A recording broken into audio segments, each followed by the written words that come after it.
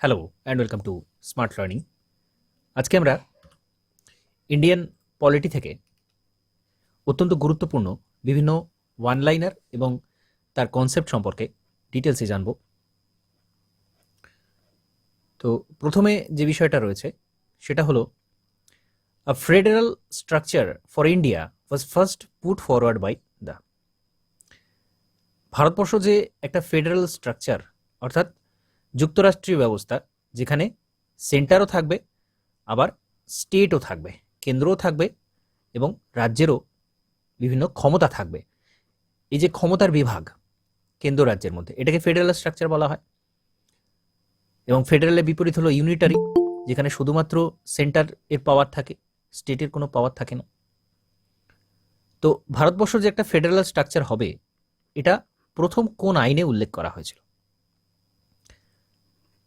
Act of 1935, অর্থাৎ government of India act 1935, 1935-এর government of India অ্যাক্টের ক্ষেত্রে এটা বলা হয়েছিল। Next, how does the constitution of India describe India as? আমাদের সংবিধান ভারতবর্ষকে কি বলা হয়েছে? আমাদের সংবিধানে ভারতবর্ষকে কি বলে উল্লেখ করা হয়েছে? এটা হলো আ ইউনিয়ন অফ স্টেট। এখানে কিন্তু ফেডারাল কথাটা বলা হয়নি, এখানে বলা হচ্ছে ইউনিয়ন অফ স্টেট, কতগুলো রাজ্যের সমষ্টি, union. Next, the system of judicial review originated in. Judicial review অর্থাৎ জাজমেন্ট শোনানো হয়ে গেল, জাজমেন্ট দেয়া হয়ে গেল, তো সেই যে জাজমেন্টটা, সেটা আবার পুনরায় রিভিউ করা, সেটা আবার ফিরে দেখা যে সেটা সত্যি কি সঠিক বলা হয়েছিল।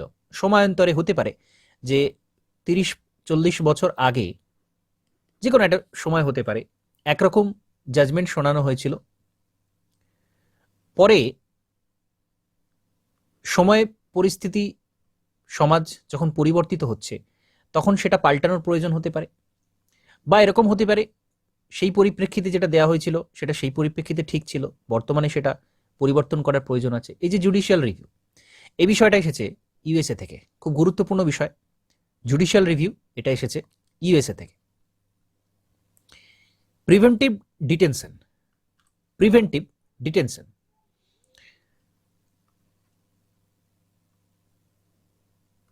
অর্থাৎ ডিটেনশন করা, প্রিভেন্টিভ করার জন্য, কোনো অপরাধ থেকে আটকানোর জন্য।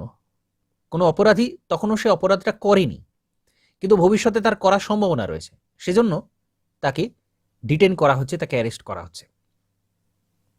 এক্ষেত্রে ডিটেনশন উইদাউট ইন্টারোগেশন বিষয়টা এরকম যে কোনো একজন ব্যক্তিকে তার অপরাধ করার পূর্বেই বাধা দেয়া হয়, preventive detention. What is the basis for constituting the constituent assembly of India? Constituent assembly যে তৈরি হবে, সংবিধান সভা, যারা সংবিধান রচনা করবেন তাদের নিয়ে সংবিধান সভা তৈরি হবে, এটা কখন বলা হয়েছিল? এটা বলা হয়েছিল ক্যাবিনেট মিশন প্ল্যান 1946-এ। মন্ত্রী মিশন ক্যাবিনেট মিশন প্ল্যান এসেছিল 1946-এ, খুব গুরুত্বপূর্ণ, সালটাও জিজ্ঞাসা করা হয়। ক্যাবিনেট মিশন প্ল্যানের মাধ্যমে এটা বলা হয়েছিল। From the constitution of which country the provision of federation was borrowed while framing the constitution of India? কোন দেশের সংবিধান থেকে ফেডারেশন বিষয়টা নেওয়া হয়েছে? অর্থাৎ আমাদের যে সিস্টেম, আমাদের যে কেন্দ্র রাজ্য সম্পর্ক, সেই সিস্টেমটা কোন দেশ থেকে নেওয়া হয়েছে? সেটা নেওয়া হয়েছে কানাডা থেকে। আমাদের ক্ষেত্রে একটা গুরুত্বপূর্ণ বিষয় হচ্ছে, এখানে ফেডারেশন বলা হলেও যুক্তরাষ্ট্র ঠিক নয়, পুরোপুরি ইউনিটারিও নয়, দুটোরই কিছু কিছু বৈশিষ্ট্য আছে। তো যেটা কানাডার মতো ব্যবস্থাটা, তো সেজন্য যখনই জিজ্ঞাসা করা হবে যে ফেডারেশন বিষয়টা কোন দেশ থেকে বড় করা হয়েছে, কোন দেশ থেকে নেওয়া হয়েছে, সেটা সবসময় Canada. The constitution of India was adopted on, কনস্টিটিউশনটা কবে গ্রহণ করা হয়? অ্যাডপ্ট করা হয় কবে? ভাষাটার দিকে গুরুত্ব দিতে হবে, এখানে অ্যাডপ্টেড বলা হয়েছে। কার্যকরী কিন্তু হচ্ছে 26শে জানুয়ারি 1950 থেকে, কিন্তু অ্যাডপ্ট করা হচ্ছে, গ্রহণ করা হচ্ছে, গৃহীত হচ্ছে 26শে নভেম্বর 1949, যেটাকে সংবিধান দিবস বলা হয়। 26শে জানুয়ারি প্রজাতন্ত্র দিবস, যেহেতু সাধারণ মানুষের উদ্দেশ্যে সংবিধান আরোপিত হচ্ছে, এবং 26শে নভেম্বর সংবিধান দিবস, কারণ এই দিন সংবিধানটাকে গ্রহণ করা হয়েছিল।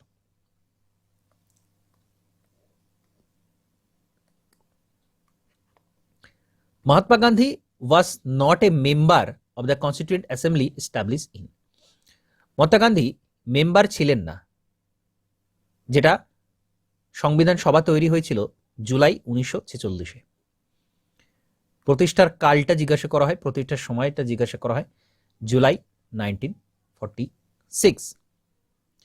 তো বিষয়টা মনে রাখতে হবে, গুরুত্বপূর্ণ বিষয়।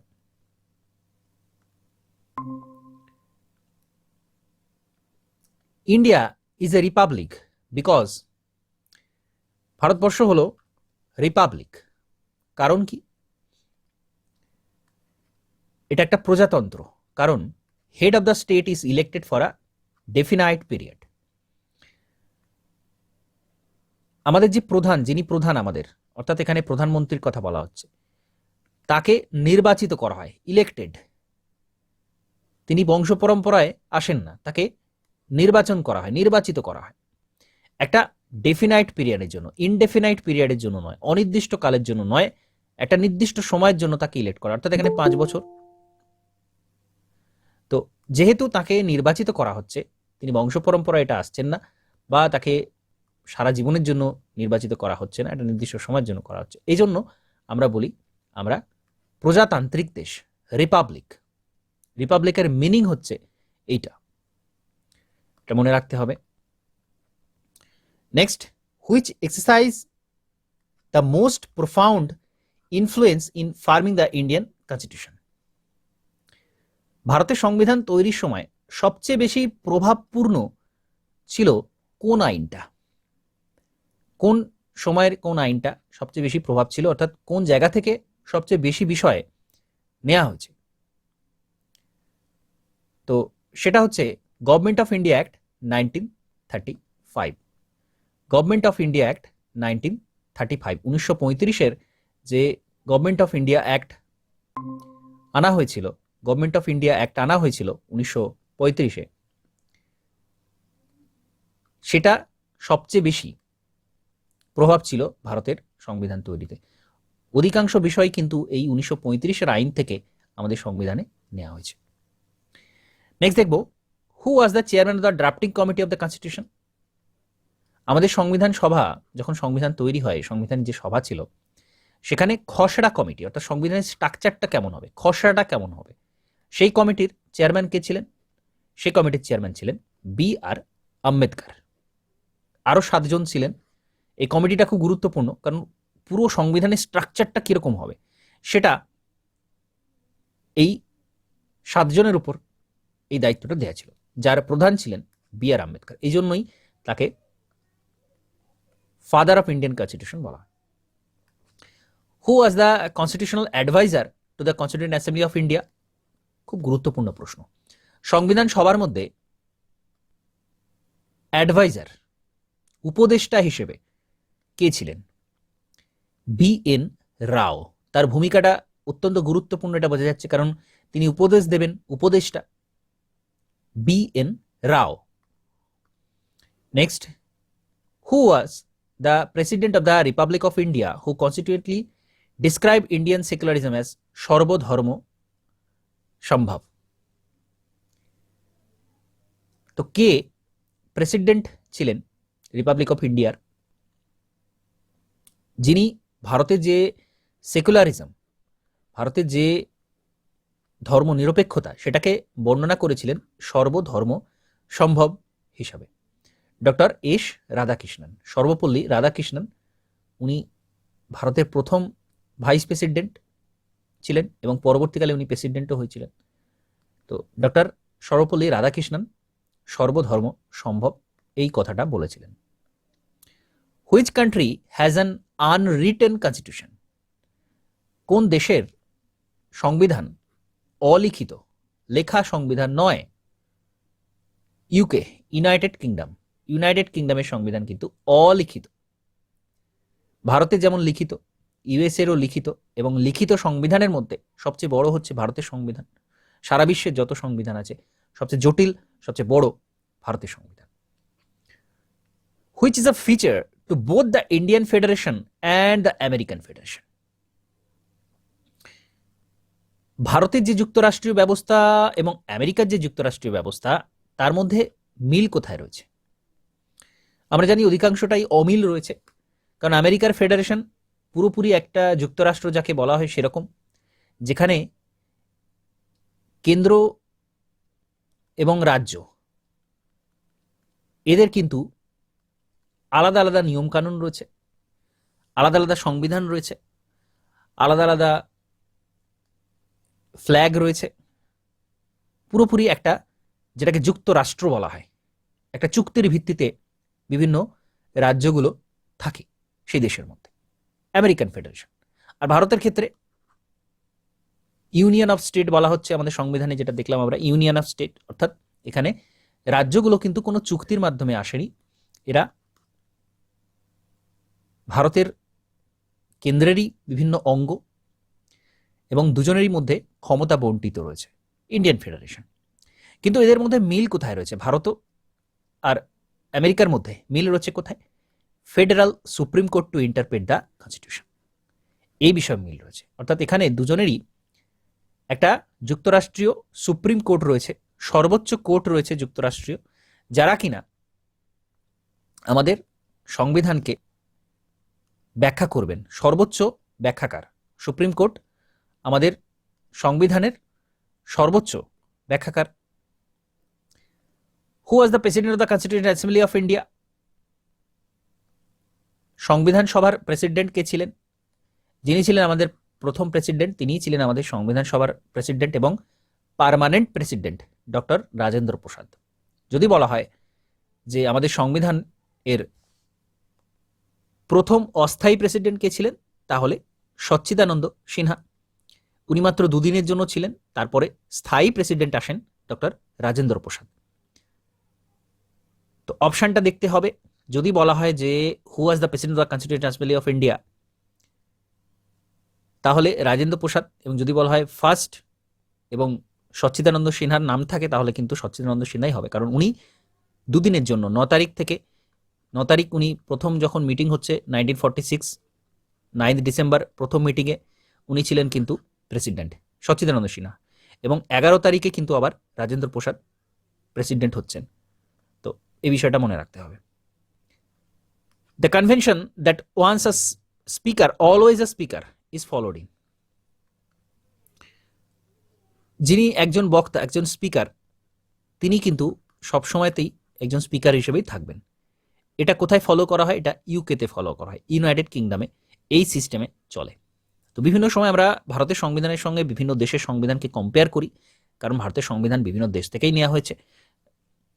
মূল যদিও 1935-এর আইন থেকে নেওয়া হয়েছে, কিন্তু বিভিন্ন দেশ থেকে বিভিন্ন পোর্শন নেওয়া হয়েছে, সেজন্য আমরা কম্পেয়ার করি। এই জন্য আমাদের বিভিন্ন দেশে কি নিয়ম চলে সেটা একটু জানতে হয়।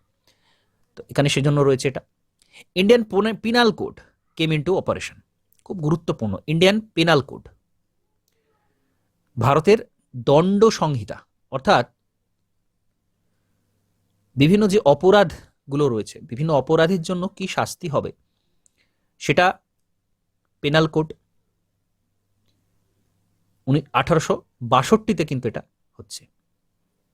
খুব গুরুত্বপূর্ণ প্রশ্ন এটা, ভারতের যে পেনাল কোড, এবং এখনো পর্যন্ত এই যে 1862-র পেনাল কোডটা ছিল, সেটা কিন্তু এখনো পর্যন্ত রয়েছে।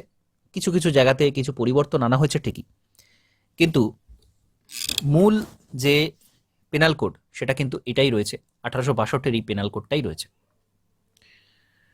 When was our national anthem first sung and where? আমাদের যে জাতীয় সঙ্গীত জনগণমন, এটা প্রথম কোথায় গাওয়া হয়, কবে গাওয়া হয়? এটা প্রথম গাওয়া হয়েছিল 27 ডিসেম্বর 1911 কলকাতায়। 27 ডিসেম্বর 1911 কলকাতায় গাওয়া হয় এই ন্যাশনাল অ্যান্থেম, আমাদের প্রথম জাতীয় সঙ্গীতটা এখানে গাওয়া হয়। The constitution of India come into ফোর্সে আসছে কবে থেকে বলবৎ হচ্ছে? 26 জানুয়ারি 1950 থেকে। দ্য টার্ম কাস্ট হয় ডিরাইভড ফ্রম কাস্ট, এই শব্দটা কোন শব্দ থেকে নেওয়া হয়েছে? এটা একটা পর্তুগিজ শব্দ, কাস্ট।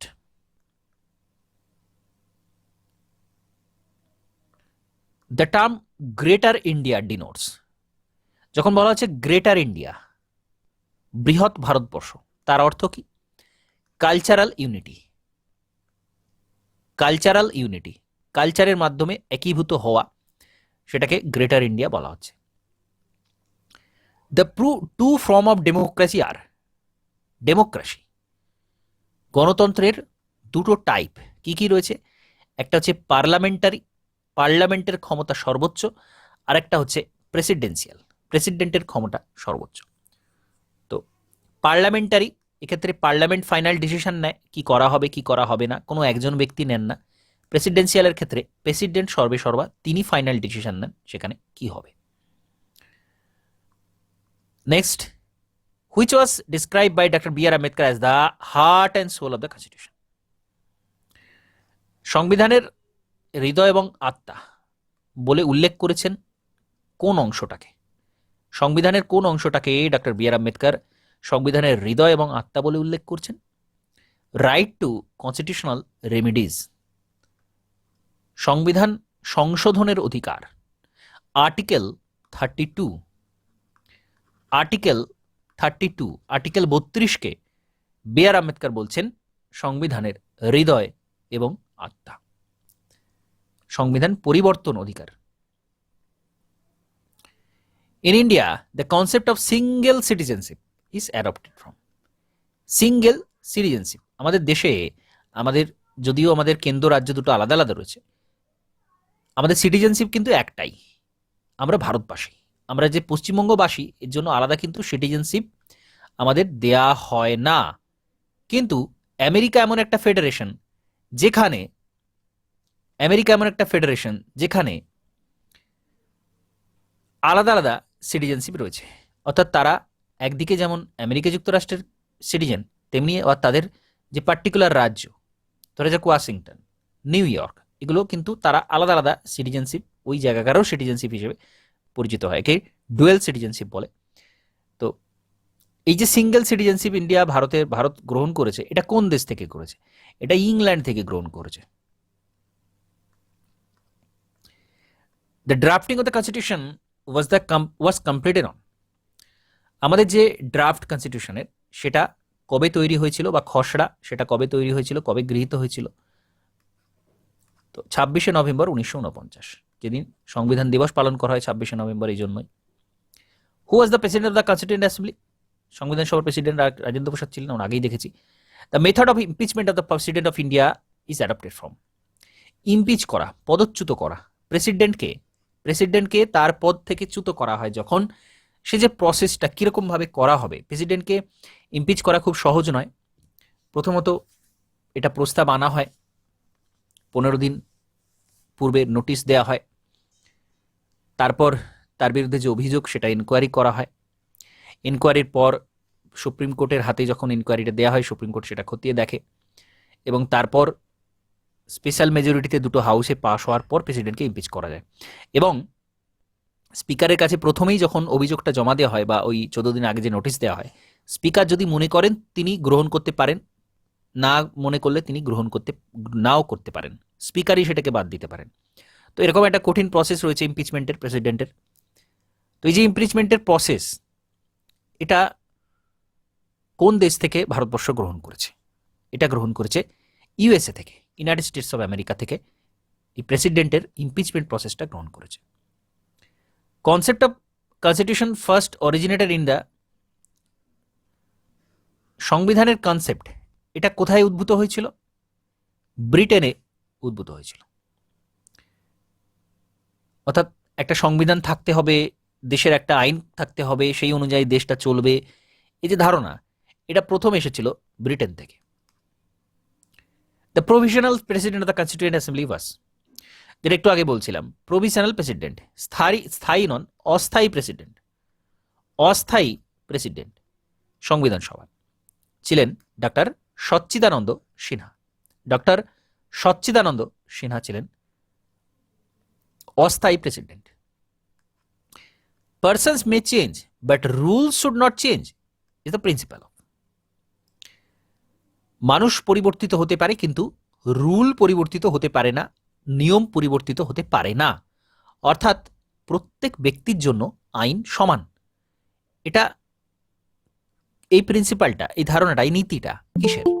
এটা সংবিধান স্বীকৃত সরকারের নীতি, কনস্টিটিউশনাল গভর্নমেন্টের এটা নীতি। অর্থাৎ যে সরকার একটা সংবিধান মেনে চলে তার নীতি হলো এরকম যে আইন প্রত্যেকের জন্য সমান। The constituent assembly of India was set up under the, সংবিধান সভা এটা কিসের আন্ডারে প্রতিষ্ঠা হয়েছিল? ক্যাবিনেট মিশন প্ল্যান 1946 সালের আন্ডারে। Cabinet system and collective responsibility are the contribution of cabinet system. মন্ত্রিসভা থাকবে, কয়েকজন সদস্য যারা পার্লামেন্টে গেলেন নির্বাচিত হয়ে, তাদের মধ্যে থেকে মন্ত্রী থাকবে। এই যে ক্যাবিনেট সিস্টেমটা, এটা, এবং কালেকটিভ রেসপন্সিবিলিটি, লোকসভাতে বা পার্লামেন্টে একটা ডিসিশনের জন্য একটা দল যে সরকার চালাচ্ছে তাদের একটা ডিসিশনের জন্য শুধুমাত্র ওই মন্ত্রী কিন্তু দায়ী নন। ধরা যাক শিক্ষা মন্ত্রকে রয়েছেন একজন ডিফেন্সে রয়েছেন, তার যে ডিসিশন সেটা শুধু তার নয়, সেটা কিন্তু পুরো মন্ত্রিসভার প্রত্যেকে তার জন্য দায়ী। এটাকে বলা হয় কালেকটিভ রেসপন্সিবিলিটি। প্রত্যেকের দায়িত্ব রয়েছে এটা ওই একটা ডিসিশনের জন্য। তো এটা নেওয়া হয়েছে কোন দেশ থেকে? কালেকটিভ রেসপন্সিবিলিটি, ক্যাবিনেট সিস্টেম, এই দুটো নেওয়া হয়েছে ব্রিটেন থেকে।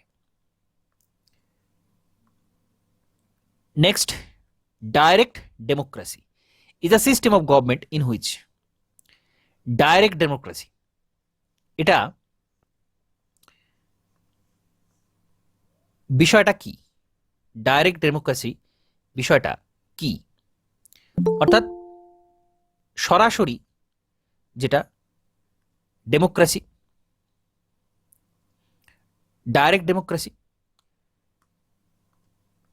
People take part directly in the policy making administration of the country. অর্থাৎ একটা দেশের সাধারণ মানুষ তিনি সরাসরি সরকারের অংশ হচ্ছেন। কিরকম? কোনো ডিসিশন মেকিং যখন হয়, যেমন আমরা পার্লামেন্টে দেখি, যাকে প্রতিনিধি পাঠানো হয়েছে কোনো একটা কনস্টিটিউয়েন্সি থেকে, কোনো নির্দিষ্ট এলাকা থেকে, যাকে নির্বাচিত করে পার্লামেন্টে পাঠানো হয়েছে, তিনি ডিসিশন নেন এই সাধারণ মানুষদের হয়ে। যেখান থেকে তিনি নির্বাচিত হয়েছেন তাদের হয়ে তিনি ডিসিশন নেন পার্লামেন্টে। কিন্তু ডাইরেক্ট ডেমোক্রেসিতে এরকম পার্লামেন্টে পাঠানোর কোনো ব্যবস্থা থাকে না, সরাসরি সাধারণ মানুষ ডিসিশন নেন ওই ব্যাপারে কি হবে। অর্থাৎ কোনো একটা বিল পাশের জন্য হোক, আইন তৈরির জন্য হোক, যে কোনো কিছুর জন্য যে ডিসিশন, সেটা সাধারণ মানুষ সরাসরি নিয়ে থাকেন, পলিসি তৈরি করে থাকেন সাধারণ মানুষই। তো এটাকে বলা হচ্ছে ডাইরেক্ট ডেমোক্রেসি, সরাসরি গণতন্ত্র এটাকে বলা হয়। In India legal সভারেনিটি is vested with the, তো আইনগত যে সার্বভৌমত্ব, অর্থাৎ প্রত্যেক মানুষের মধ্যে একটা স্বাধীনতা, সার্বভৌমত্ব থাকবে, তিনি স্বাধীনভাবে সবকিছু করতে পারবেন। এটা কে দেখে? এর লিগালিটিটা কে দেখে? এটা অবশ্যই সংবিধান দেখে, ফান্ডামেন্টাল রাইটসের মাধ্যমে এটাকে নিয়ন্ত্রিত। তো এটা সংবিধান। What is meant when the constitution declares India a secular state? একটা সেকুলার স্টেট বলতে কি বোঝায়? Secular state, the state regards religion as a private affair of the citizen and does not discriminate on this basis. তো রিলিজিয়াসকে একটা private affair হিসেবে ধরা হয়, ব্যক্তিগত ব্যাপার হিসেবে ধরা হয় ধর্মকে, কারণ কোনো স্টেট রিলিজিয়ান থাকে না। সেকুলার স্টেটের কোনো স্টেট রিলিজিয়ান থাকে না, যেমন ভারতবর্ষের ক্ষেত্রে কোনো কেন্দ্রীয় কোনো রাষ্ট্রীয় ধর্ম নেই, ধর্মনিরপেক্ষ। কিন্তু পাকিস্তানে যেমন একটা রাষ্ট্রীয় ধর্ম রয়েছে, মুসলিম। তো সেকুলার স্টেট বলতে সেরকম স্টেটকে বোঝায় যে স্টেটে কোনো প্রাইভেট অ্যাফেয়ার এটা মনে করে, সেই রাষ্ট্র ধর্মকে প্রাইভেট অ্যাফেয়ার বলে মনে করে, এবং এই ধর্মের ভিত্তিতে কোনো ডিসক্রিমিনেশন করে না, কোনো তফাৎ দেখে না এই ধর্মের ভিত্তিতে।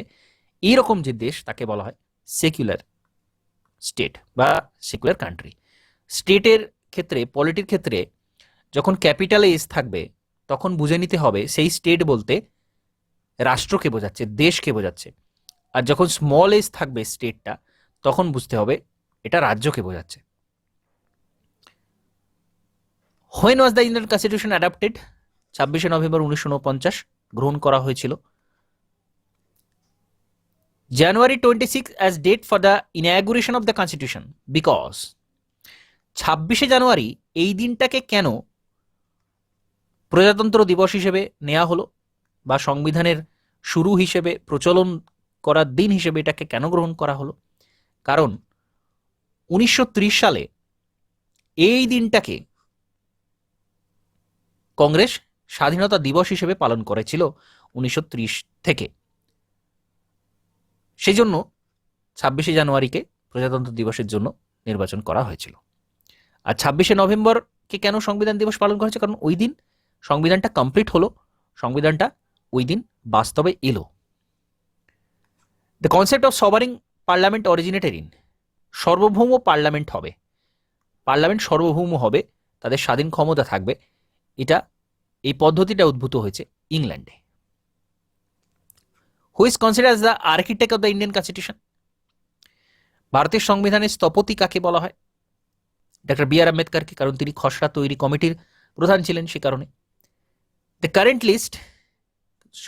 Concurrent list in the Indian constitution is adopted. যৌথ লিস্ট থাকবে, অর্থাৎ কেন্দ্রের ক্ষমতা কিছু, রাজ্যের ক্ষমতা কিছু রয়েছে, যার উপর কেন্দ্র আইন তৈরি করতে পারে এবং রাজ্য আইন তৈরি করতে পারে। আর কনকারেন্ট লিস্ট, যেটা কেন্দ্র রাজ্য দুজনেই আইন তৈরি করতে পারে। এই যে কনকারেন্ট লিস্টের বিষয়টা, এটা নেওয়া হয়েছে অস্ট্রেলিয়া থেকে, এটা নেওয়া হয়েছে অস্ট্রেলিয়া থেকে। The mind and ideals of the framers of the constitution are reflected in the, সংবিধান নির্মাতাদের মন এবং নীতি এটা রিফ্লেক্ট হয়েছে কোথায়? অর্থাৎ সংবিধান নির্মাতারা ভারতবর্ষকে কেমন দেখতে চেয়েছিলেন বা ভারতবর্ষের সংবিধানকে কেমন দেখতে চেয়েছিলেন, সেটা প্রতিফলিত হয়েছে কোথায়? সেটা প্রতিফলিত হয়েছে প্রিয়াম্বেলে। প্রিয়াম্বেলে এটা প্রতিফলিত হয়েছে। তো এখানে একটা বিষয় যে সংবিধান যখন তৈরি হয় তখন কিন্তু সেকুলার, এই কথাটা, ধর্মনিরপেক্ষ কথাটা কিন্তু সংবিধানে কোথাও ছিল না, কোথাও ছিল না সংবিধানে, এই শব্দটা কিন্তু ছিল না। প্রিয়াম্বেলে এই শব্দটা অনেক পরে যুক্ত করা হয়েছিল, সংবিধান সংশোধনীতে যুক্ত করা হয় 42তম সংবিধান সংশোধনীতে। তো সেকুলার কথাটা কিন্তু ছিল না। কিন্তু ফান্ডামেন্টাল রাইটসে আবার যদি দেখা যায়, ফান্ডামেন্টাল রাইটস, সেখানে কিন্তু সেকুলার থাকার কথা বলা হচ্ছে, ধর্মীয় স্বাধীনতার অধিকার দেয়া হচ্ছে প্রত্যেক ব্যক্তিকে। তো এই যে বিষয়টা যে আমাদের দেশ কেমন হবে, আমাদের সংবিধানটা ঠিক কেমন হবে, এটা আমরা যদি প্রিয়াম্বেলটা পড়ি তাহলে বুঝতে পারবো যে আমাদের সংবিধানটা, সংবিধান নির্মাতারা ঠিক কেমন রাখতে চেয়েছিলেন। Presidential form of government is not a feature of Indian constitution. আমাদের গভর্নমেন্টটা প্রেসিডেন্সিয়াল নয়, আমাদের গভর্নমেন্ট হচ্ছে পার্লামেন্টারি গভর্নমেন্ট। পার্লামেন্টে বাদানুবাদ হয়, পার্লামেন্টের সদস্য থেকেই সরকার নির্বাচিত হয় এবং তাদের মধ্য থেকে মন্ত্রীরা নির্বাচিত হন। সুতরাং আমাদের গভর্নমেন্টটা parliamentary government. What is the basis of classification of governments as unitary and federal? তো কোনো দেশ ইউনিটারি হবে, অর্থাৎ কেন্দ্রের হাতে পূর্ণ ক্ষমতা থাকবে, নাকি ফেডারাল হবে, রাজ্য কেন্দ্রের ক্ষমতা বন্টন হবে, সেটা কিসের উপর ডিপেন্ড করে? সেটা ডিপেন্ড করে সেন্টার স্টেটের রিলেশনের উপর। সেন্টারের হাতে সর্বোচ্চ ক্ষমতা, সব ক্ষমতা সেন্টারের হাতে যদি থাকে সেটা ইউনিটারি, সব ক্ষমতা। আর যদি রাজ্য কেন্দ্রের মধ্যে বণ্টিত থাকে তাকে বলা হচ্ছে federal. Indian constitution is quasi federal. এই শব্দটা খুব গুরুত্বপূর্ণ। কোয়াশি ফেডারাল অর্থাৎ কিছুটা ফেডারাল, পুরোপুরি ফেডারাল নয়, পুরোপুরি ইউনিটারি নয়। ভারতের সংবিধান পুরোপুরি ফেডারাল নয়, পুরোপুরি ইউনিটারি নয়, কারণ ফেডারাল সব বৈশিষ্ট্য নেই। যেমন আমরা দেখলাম যে সিঙ্গেল সিটিজেনশিপ কিন্তু একটা ইউনিটারি বৈশিষ্ট্য, এটা ফেডারাল বৈশিষ্ট্য নয়। ফেডারাল বৈশিষ্ট্য হলো রাজ্যেরও সিটিজেনশিপ থাকবে, কেন্দ্রেরও সিটিজেনশিপ থাকবে, ডুয়েল সিটিজেনশিপ থাকবে, এটা হলো ফেডারালের বৈশিষ্ট্য। কিন্তু ভারতে এই ইউনিটারি বৈশিষ্ট্যটা রয়েছে। তো আরও কিছু সেন্ট্রাল হওয়ার বৈশিষ্ট্য রয়েছে। তো এই সমস্ত বিষয়গুলো থাকার জন্য, মিক্সড বৈশিষ্ট্য থাকার জন্য ভারতের সংবিধানকে বলা হচ্ছে কোয়াসি ফেডারাল। নেক্সট দেখব constitution of India come into force. ভারতের সংবিধান আসছে কবে, কবে এটা আনা হচ্ছে? 1950 সালে 26শে জানুয়ারি। দ্য স্টেট পসেসেস, রাজ্য কিরকম ভাবে তাকে প্রকাশ করে?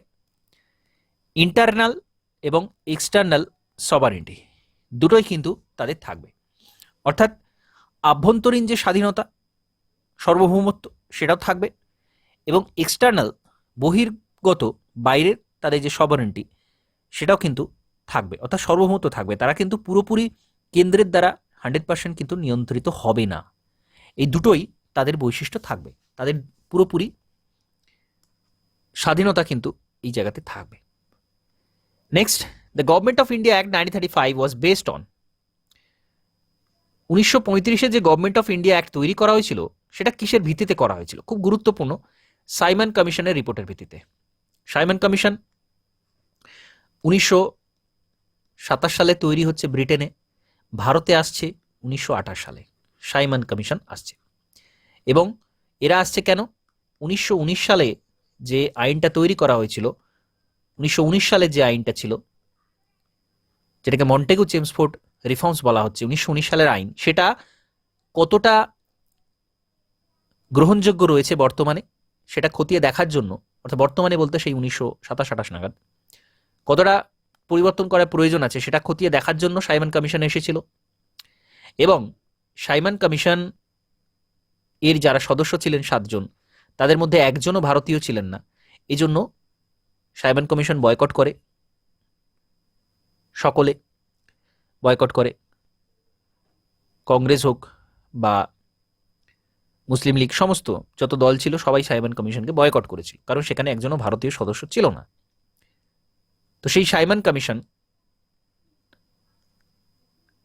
তারা কিন্তু যে রিপোর্ট দিয়েছিল সেই রিপোর্টের ভিত্তিতেই গভর্নমেন্ট অফ ইন্ডিয়া অ্যাক্ট 1935 আসে, যেটা খুবই গুরুত্বপূর্ণ একটা আইন।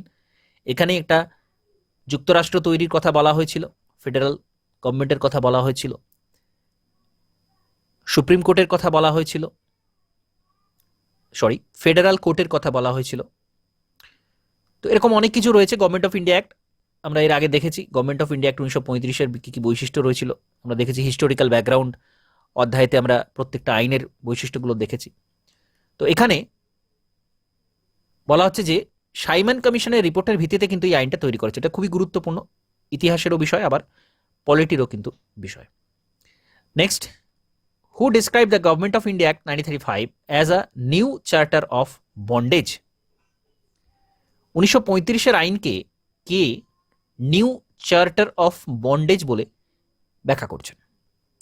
উনি হলেন পণ্ডিত জওহরলাল নেহরু। উনি এরকম বলেছিলেন। তো কে কি বলেছিলেন, এরকম জায়গা থেকে প্রচুর প্রশ্ন হয়, হিস্ট্রি থেকেও হয়, পলিটিতেও হয়। জওহরলাল নেহরু বলেছিলেন new charter of bondage. Who is the custodian of Indian constitution? ভারতের সংবিধানের রক্ষাকর্তা কে?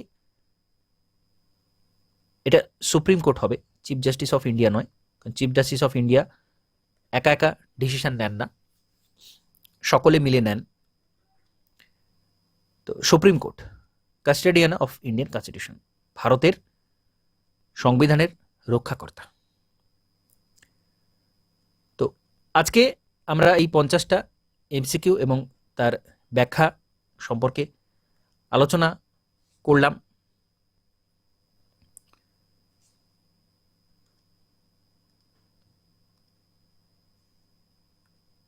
তো এখানে আমি পরবর্তী সময় আবারও পরে 50টা যে গুরুত্বপূর্ণ প্রশ্নোত্তর রয়েছে সেগুলো আলোচনা করব। আজকের ভিডিওটা এখানে কমপ্লিট করছি। নমস্কার, ধন্যবাদ।